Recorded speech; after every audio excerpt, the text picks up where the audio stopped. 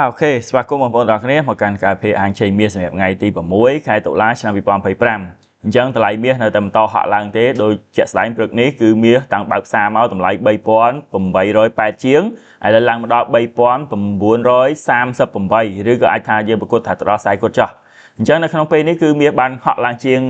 $50ក្នុង1អោនដែលស្មើនឹងជាង$60ក្នុង1តម្លឹងមាសស្រុកខ្មែរអញ្ចឹងបើតាមតម្លៃបច្ចុប្បន្ននេះគឺមាស$3938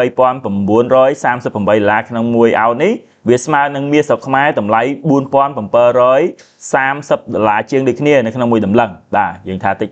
36 37ចុះបាទអញ្ចឹងការជួញដូរមាសអត់មានអីច្រើនក្រៅពីទិញទេល្អបំផុតណាពីព្រោះដោយសារតែ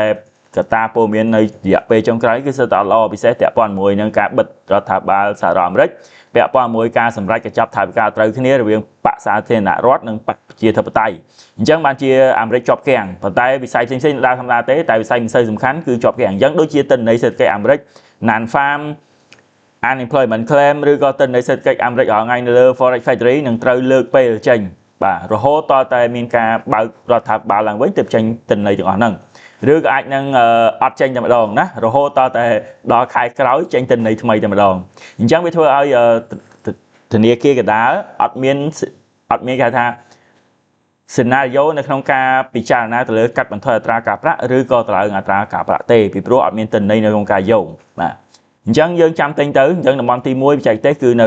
3900ទៅកាន់3890គឺជាតំបន់ទិញទី1បើសិនក្នុងករណីមាស retracement មកនិងតំបន់ទី2គឺ3870និង3865ដែលជាតំបន់ទិញទី2ប៉ុន្តែមាសឡើងបែបនេះបើចុះក៏ចុះលឿនគួរសមដែរដោយប្រហែលថ្ងៃមុនអញ្ចឹងបើចុះ complete 50រៀលដូចគ្នាអញ្ចឹងក្នុងករណីដែលមាសអាចធ្លាក់ដល់តំបន់នេះបងប្អូនអាចរងចាំទិញបានណាមានពីរតំបន់វាសុវត្ថិភាពប៉ុន្តែការលក់ខ្ញុំគិតថាកុំលក់អីល្អជាងបើចង់លក់